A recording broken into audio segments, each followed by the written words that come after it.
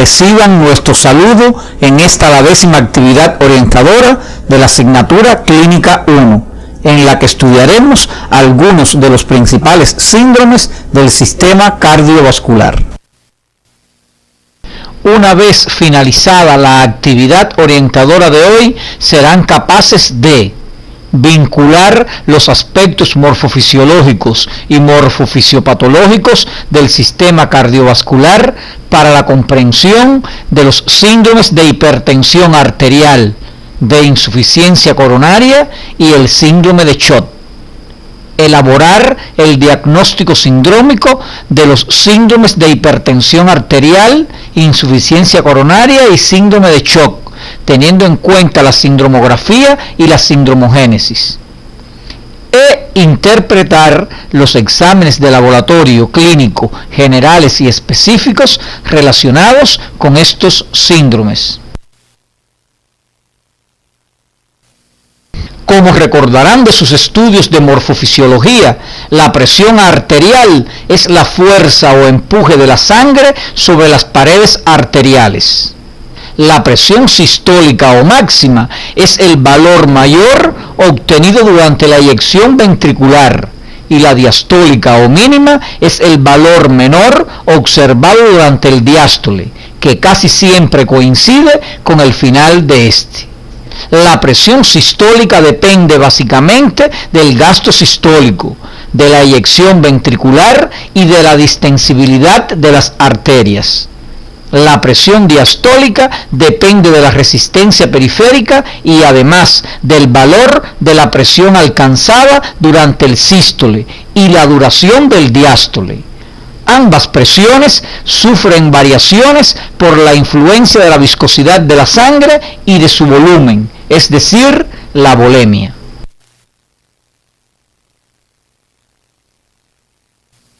Durante su práctica docente han podido obtener las cifras tensionales de los pacientes que acuden a consulta, utilizando el esfigmomanómetro, que puede ser de varios tipos. El que más comúnmente utilizamos es el aneroide. La correcta técnica de la toma de tensión arterial ya fue abordada durante el estudio de los procederes diagnósticos y terapéuticos más frecuentes, por lo que deben tenerla siempre presente para lograr cifras reales que permitan un correcto diagnóstico del síndrome de hipertensión arterial. Teniendo en cuenta lo antes expuesto, podemos preguntarnos, ¿cuándo decimos que estamos en presencia de un paciente con hipertensión arterial? Para ello, hay que tener presente que los límites máximos de valores normales de tensión arterial son arbitrarios y se basan empíricamente en los niveles por encima de los cuales los numerosos estudios realizados en grandes poblaciones a partir de la segunda mitad del siglo XX han mostrado una tendencia de riesgo vascular aumentado.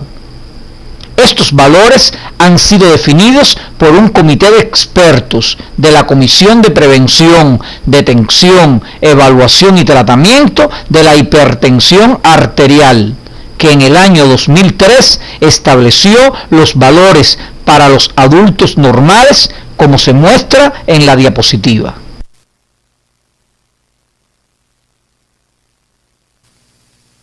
Como observaron en la anterior diapositiva, para hablar de hipertensión arterial, las cifras de la misma deben ser iguales o superiores a 140 milímetros de mercurio, la tensión sistólica, y mayor o igual a 90 milímetros de mercurio, la diastólica.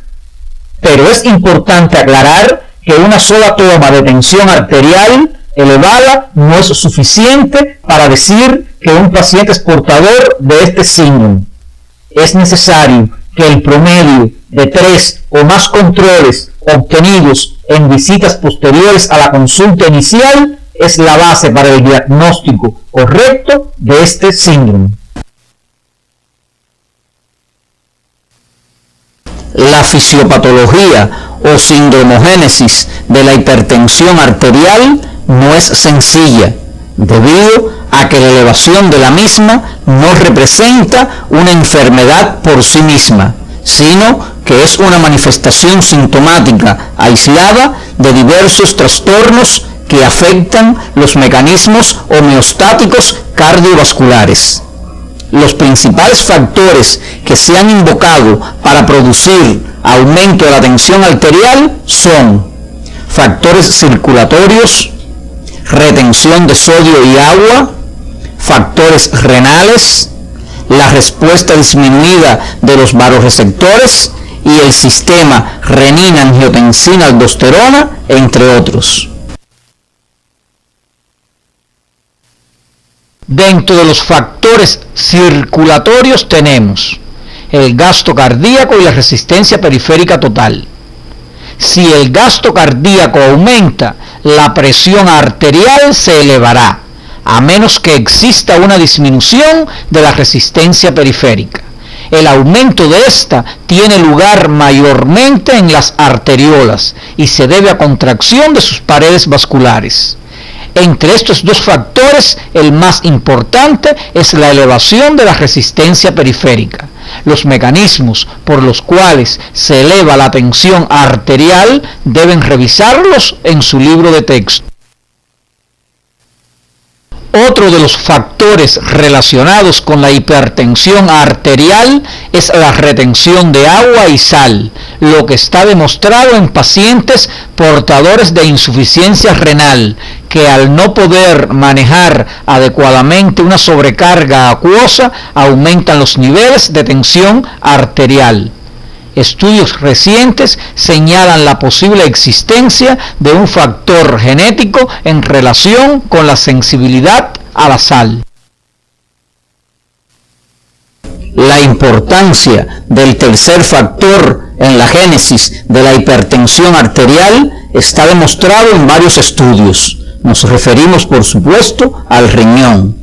La causa del mecanismo productor de la hipertensión en estos casos parece ser la interferencia con el riego sanguíneo del riñón, lo que provoca una serie de eventos que deben revisar en su libro de texto para una mejor comprensión de este mecanismo. La respuesta disminuida de los vasoreceptores situados en la aorta y en el seno carotídeo altera la respuesta de los mismos y como consecuencia se eleva la tensión arterial. Por último, otro de los factores importantes en el control de la tensión arterial es el sistema renina-angiotensina, del cual ya conocen sus acciones de sus estudios en Morfofisiología Humana 4, por lo que deben revisarlo en su libro de texto para profundizar en este mecanismo de control.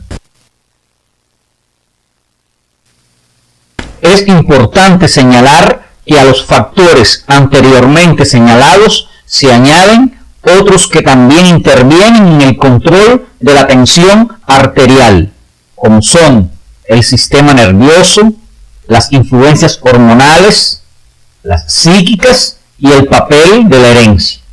En la figura que se muestra a continuación se representan esquemáticamente los diferentes factores que intervienen en la producción de la hipertensión arterial.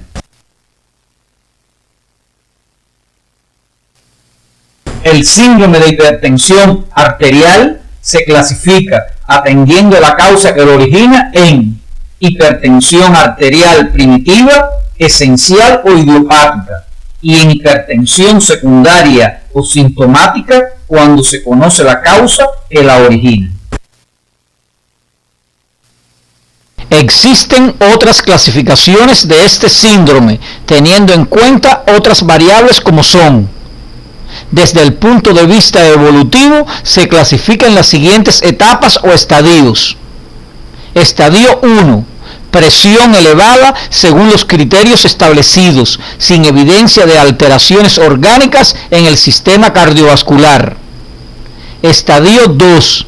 Presión arterial elevada con hipertrofia del corazón, alteraciones vasculares mínimas en el fondo de ojo o ambas a la vez, pero sin evidencia de lesiones en otros órganos. y el estadio 3, donde se encuentra presión elevada con afectación de varios órganos, como el corazón, los ojos, los riñones y el cerebro. Otro de los elementos a tener en cuenta para la clasificación del síndrome de hipertensión arterial es el carácter de la hipertensión. Así tenemos que es hipertensión permanente cuando hay cifras altas con continuidad manifiesta, y la hipertensión paroxística como se encuentran en el feoconocitoma, la toxemia del embarazo y en el cólico del saturnismo. Desde el punto de vista de la inspección del paciente, se clasifica en hipertensos rojos o pletóricos, que se corresponden con el tipo constitucional brevilíneo y al obeso, e hipertensos pálidos, que se asocian en ocasiones al tipo constitucional normolíneo y se observa en los afectados por arteriosclerosis y enfermedades renales. Teniendo en cuenta las cifras de tensión arterial elevadas, se clasifica en hipertensión sistólica cuando se eleva la cifra máxima y la mínima está normal y tiene buen pronóstico. La hipertensión diastólica cuando se elevan las cifras mínimas de presión y las máximas están normales. Y la hipertensión sistodiastólica cuando se elevan ambas presiones y hay usualmente complicaciones cerebrovasculares, renales y cardiovasculares, y es de mal pronóstico. Otra clasificación tiene en cuenta los límites de elevación de las cifras tensionales, y así entonces se denominan hipertensión discreta cuando la sistólica se encuentra entre 140 y 159 milímetros de mercurio y la diastólica se encuentra entre 90 y 99 milímetros de mercurio. La hipertensión moderada cuando la sistólica se encuentra entre 160 y 179 milímetros de mercurio y la diastólica entre 100 y 109 milímetros de mercurio. La hipertensión severa cuando la sistólica se encuentra entre 180 y 209 milímetros de mercurio y la diastólica entre 110 y 119 milímetros de mercurio. Y por último, la hipertensión muy severa cuando las cifras de tensión arterial sistólica se encuentran entre 210 y más y la diastólica entre 120 y más milímetros de mercurio.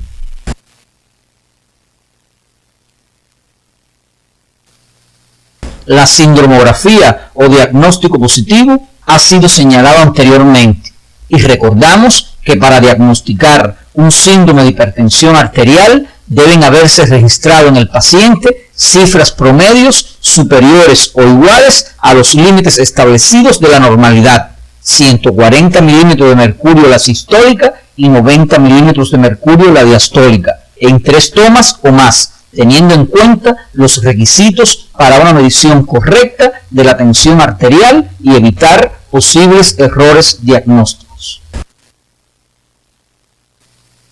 El cuadro clínico de la hipertensión arterial varía de un paciente a otro, lo que nos hace recordar el axioma de que existen enfermos y no enfermedades.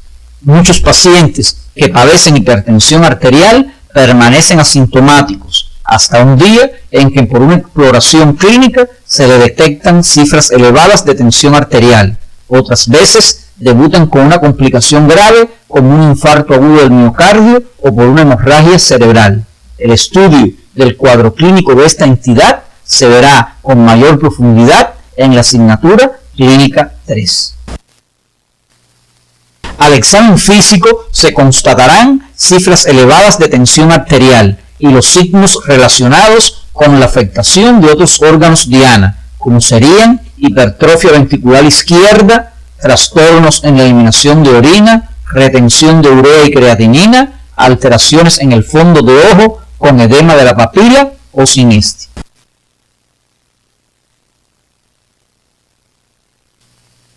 Las evidencias analíticas o de laboratorio clínico para el diagnóstico del síndrome de hipertensión arterial tienen como propósitos orientar al médico acerca de la causa que origina el síndrome, definir el daño que sufren los órganos diana por la hipertensión y valorar el efecto del tratamiento sobre el paciente. Los estudios utilizados para ello se clasifican en generales y específicos. Son generales la hemoglobina, el hematocrito, la cituria y la determinación de las concentraciones séricas de glucosa, colesterol, HDL colesterol y triglicéridos. Los estudios específicos son fundamentalmente aquellos que exploran el sistema renal y el sistema endocrino. En un paciente hipertenso podemos encontrar las siguientes alteraciones analíticas. La presencia de policitemia, cuando esta es la causa de la hipertensión, se expresa por incrementos en las cifras de hemoglobina y de hematocrito. En la cituria pueden observarse la presencia de proteinuria, cilindros granulosos e hialinos, cuando existe daño renal por hipertensión o cuando la enfermedad renal origina hipertensión arterial. Las concentraciones séricas de glicemia, colesterol, HDL colesterol y triglicéridos pueden encontrarse elevadas en aquellos pacientes que poseen malos hábitos alimentarios o estilos de vida inadecuados, o en su defecto en pacientes que padezcan enfermedades como diabetes mellitus, obesidad e hiperlipidemias, en las cuales el descontrol metabólico favorece la aterosclerosis y por ende la aparición de hipertensión arterial. En los estudios específicos, los renales revelan las siguientes alteraciones. La microalbuminuria es positiva e indica que existe proteinuria aun cuando el paciente no exprese manifestaciones clínicas ni cambios en el aspecto macroscópico de la orina, como es la presencia de espuma manifiesta. Es el resultado del grado de afectación glomerular por la hipertensión o la enfermedad glomerular que conduce a hipertensión arterial. Por ser una prueba de gran especificidad y sensible, se utiliza en la práctica médica para la pesquisa de enfermedades glomerulares. La renina plasmática constituye un indicador importante en la hipertensión arterial, porque en los pacientes donde las concentraciones son elevadas, hace sospechar que la causa es la hipertensión renovascular. Los niveles séricos de creatinina y ácido úrico se elevan en aquellos pacientes hipertensos donde existe daño renal manifiesto o en aquellos pacientes que padecen de insuficiencia renal como causa de hipertensión arterial. El filtrado glomerular es un estudio que describe la función renal en los hipertensos. De acuerdo al grado del daño que posee el riñón, así será la repercusión sobre las funciones de filtración y reabsorción. Las cifras de referencia del filtrado glomerular son 80 a 120 mililitros por minuto. Cuando la tasa de filtrado se encuentra por debajo de 80 mililitros por minuto, entonces decimos que existe insuficiencia renal. Los estudios endocrinos en los pacientes hipertensos revelan las siguientes alteraciones. Los niveles séricos de aldosterona se encuentran elevados si la causa de la hipertensión es el aldosteronismo primario. En el hemograma encontraremos hipernatremia o niveles de sodio elevados y niveles bajos de potasio o hipopotasemia. La concentración de catecolaminas libres en el suero, adrenalina y noradrenalina se elevan cuando la causa de hipertensión es un tumor de la médula suprarrenal o feocromocitoma.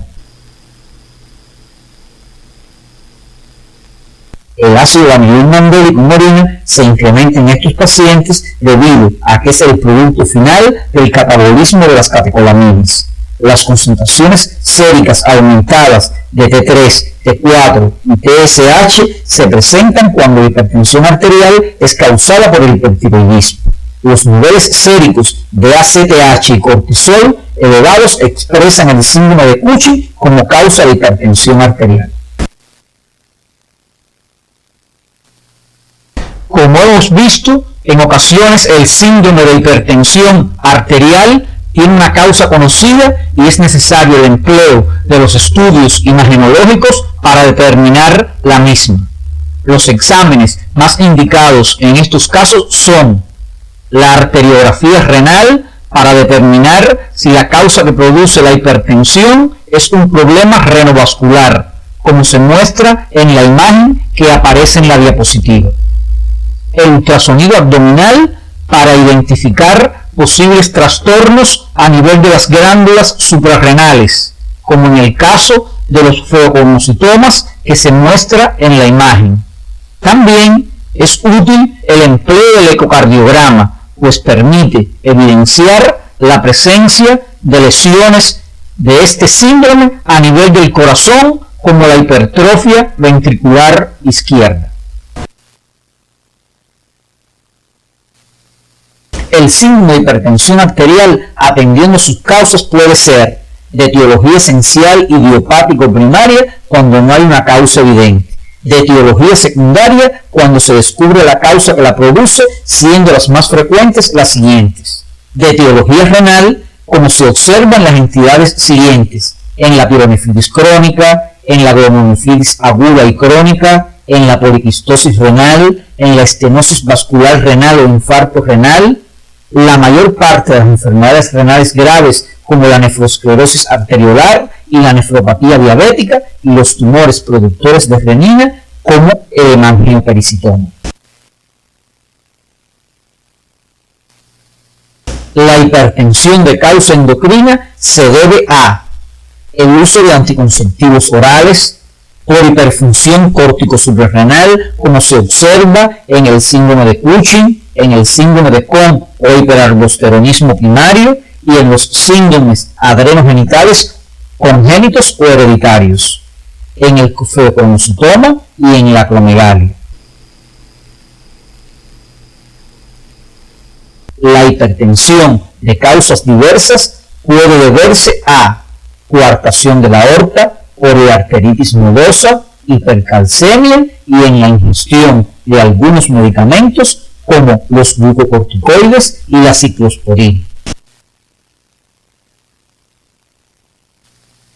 Otro de los síndromes cardiovasculares de presentación frecuente en la práctica médica diaria lo constituye el síndrome de insuficiencia coronaria, que se caracteriza por la presencia de manifestaciones clínicas y electrocardiográficas que resultan de la disminución en forma aguda o crónica, transitoria o permanente del riego sanguíneo al corazón.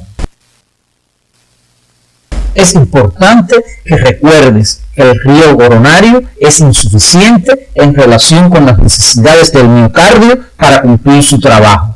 En la mayor parte de los casos, el síndrome de insuficiencia coronaria se debe a una oclusión ateromatosa de las arterias coronarias. Otros mecanismos que pueden causar este síndrome son sobrecargas de volumen, sobrecargas de presión, reducción del aporte de oxígeno, afecciones que cursan con volumen minuto bajo y en algunos trastornos del ritmo cardíaco.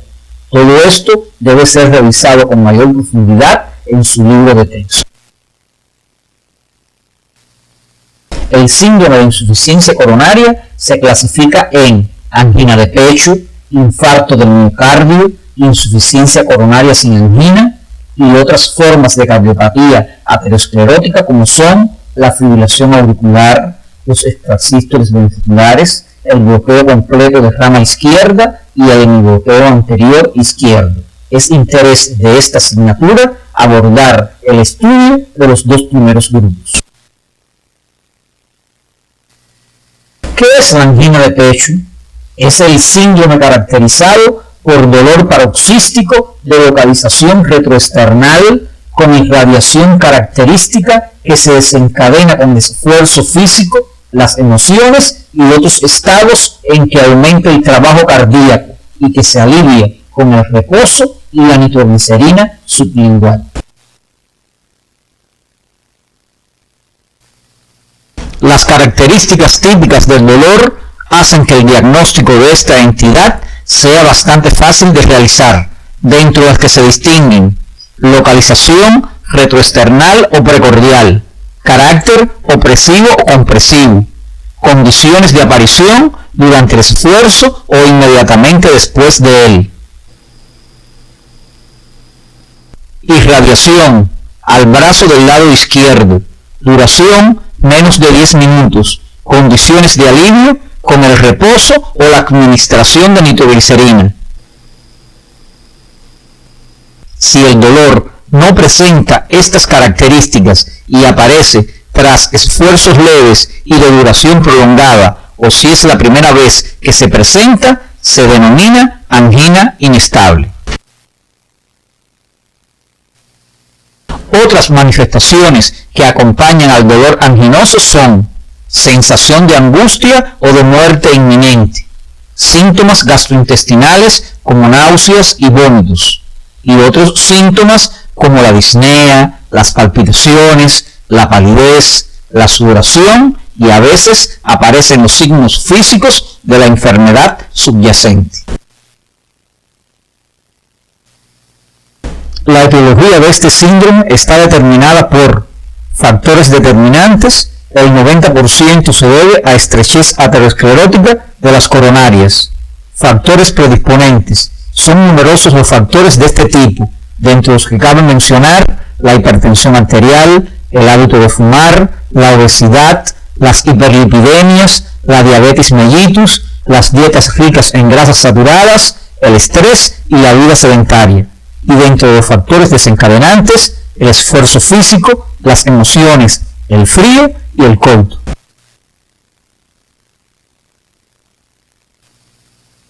Los exámenes complementarios que apoyan el diagnóstico de este síndrome son: en el electrocardiograma se puede presentar durante el dolor depresión del segmento ST de 1 milímetro o más, con T aplanada o negativa. Estas alteraciones regresan a la normalidad cuando cesa el dolor o pueden persistir como expresión de isquemia miocárdica mantenida. Otra de las formas del síndrome de insuficiencia coronaria es el infarto agudo del miocardio, que es el síndrome clínico, electrocardiográfico y humoral producido por la necrosis isquémica de un sector del miocardio, con el cortejo sintomático característico que detallaremos a continuación. El diagnóstico positivo de este síndrome está dado por características del dolor, que es de localización retroesternal o precordial, que a veces se localiza en el epigastrio y es de tipo constrictivo, angustioso, usualmente muy intenso, que se irradia al hombro y brazo izquierdo. Suele comenzar súbitamente y durar más de 30 minutos. No sufre alteraciones por los cambios de posición, la respiración, la nitroglicerina ni el reposo. Otros síntomas acompañantes son síntomas circulatorios centrales como disminución de los ruidos cardíacos, taquicardia y a veces ritmo de galope, hipotensión arterial que puede llegar al shock, presencia de extrasístoles y otras arritmias, así como roce pericárdico que se presenta en el 10% de los casos. Los demás síntomas que acompañan a este síndrome deben revisarlos en su libro de texto. El diagnóstico por el laboratorio clínico del síndrome de insuficiencia coronaria se realiza mediante la indicación de estudios generales como hemograma, velocidad de sedimentación globular y glicemia, y de estudios específicos que diagnostican el daño por isquemia o necrosis en función del tiempo una vez ocurrida la oclusión coronaria. Estos son las proteínas miocárdicas mioglobina sérica, cardiotroponina T e I, las cuales incrementan sus concentraciones en el suero del paciente afectado, y las enzimas miocárdicas creatina quinasa miocárdica o CKMB, aspartato aminotransferasa o ASAD y láctico deshidrogenasa o LDH. La actividad de estas enzimas en el suero se incrementa considerablemente. Estudia y profundiza los detalles de las evidencias analíticas de este síndrome en el software Clínica 1 que aparece en tu CD. Las alteraciones electrocardiográficas que se presentan en este síndrome fueron estudiadas durante la semana pasada y recuerden que las tres principales alteraciones son isquemia, aparición de ondas T negativas, lesión, supradesnivel del segmento ST y necrosis, aparición de onda Q patológica. Estas alteraciones aparecen en las derivaciones según la localización de la lesión. Otro de los síndromes que se abordará en la actividad de hoy es el shock o choque, que se caracteriza por ser un síndrome agudo y complejo en el que hay una disminución grave generalizada del flujo sanguíneo nutritivo de los tejidos. Si esta hipoperfusión tisular se prolonga, lleva a una deficiencia irreversible de la función celular. El síndrome de shock se clasifica de acuerdo con la causa primaria que lo origina o con el órgano inicialmente afectado, como se muestra en la diapositiva. Shock hipovolémico, shock obstructivo, shock distributivo y shock cardiogénico. El shock hipovolémico se origina por la pérdida de líquidos, plasma, sangre o agua corporal. Las hemorragias pueden ser externas o internas. La deshidratación es la consecuencia de la pérdida de agua corporal por vómitos, diarreas, transpiración excesiva o ingestión inadecuada. La presencia de un tercer espacio, el espacio intersticial, puede ser el origen de pérdida de líquido intravascular, como se observa en los grandes edemas, infecciones, peritonitis y en la hipoproteinemia. En el shock obstructivo se produce una interferencia con la pre o la poscarga, como ocurre en el neumotórax a tensión, el taponamiento cardíaco o el tromboembolismo pulmonar. El shock distributivo es debido a una vasodilatación o a una permeabilidad vascular anormal o ambas cosas.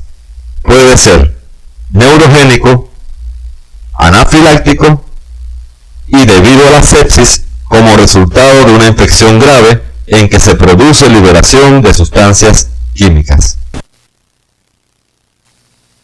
El shock cardiogénico es la disminución del volumen minuto con evidencia de hipoperfusión tisular en presencia de un volumen intravascular adecuado como resultado de una alteración de la función cardíaca por fallas del músculo cardíaco, insuficiencia valvular o trastornos del ritmo cardíaco.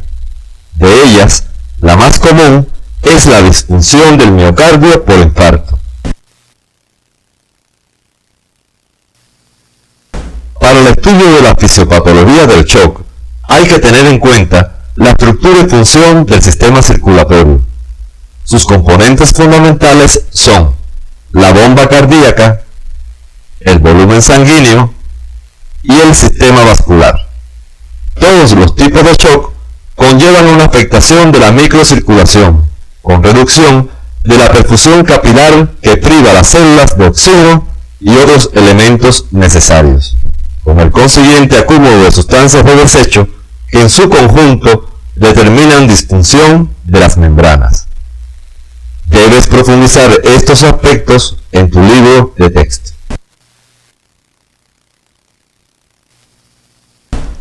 El cuadro clínico es variable dependiendo del tipo de shock, la edad del paciente, las enfermedades preexistentes, la velocidad de presentación y los efectos de algunos fármacos.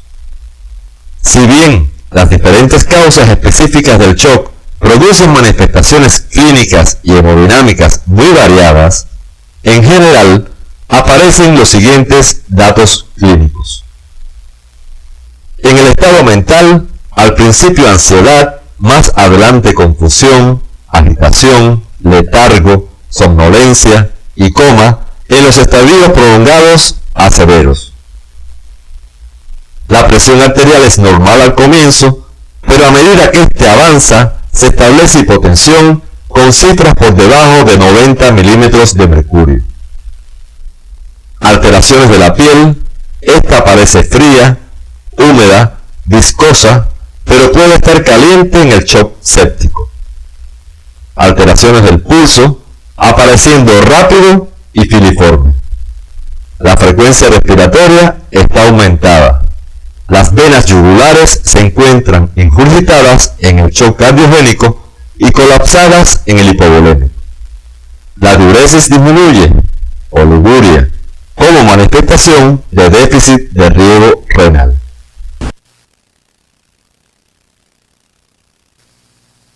Las principales causas que producen cada tipo de shock aparecen en la diapositiva y fueron mencionadas durante la explicación de la clasificación del mismo. El shock hipovolémico se subdivide en dos grupos: los causados por pérdidas de volumen sanguíneo, como se observa en las hemorragias agudas, que pueden ser por pérdidas externas o internas, y las que se originan por pérdidas de volumen plasmático. También proyectamos la etiología del shock cardiogénico, distributivo y obstructivo.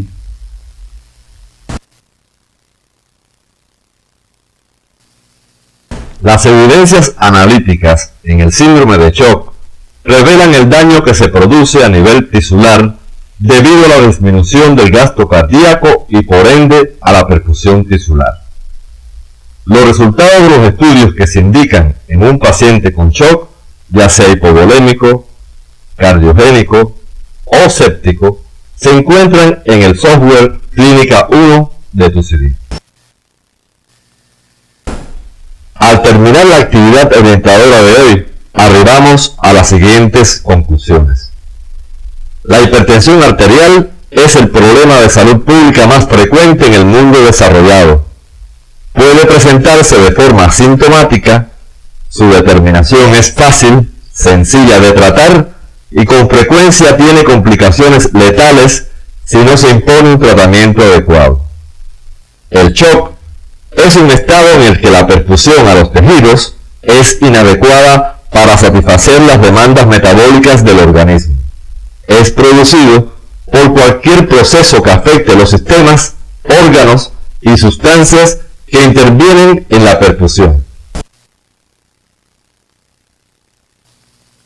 El síndrome de insuficiencia coronaria guarda relación estrecha con estilos de vida no saludables y constituye la primera causa de muerte en los países desarrollados. Los estudios analíticos complementan el diagnóstico de los síndromes estudiados y permiten además establecer la evolución y el control de los mismos. En la próxima actividad orientadora estudiaremos los síndromes valvulares, los que se asocian a problemas de salud frecuentes en la práctica médica, como la fiebre reumática, siendo los más frecuentes la estenosis mitral y la insuficiencia aórtica, así como el síndrome pericárdico, que es consecuencia de múltiples enfermedades sistémicas y cardiovasculares.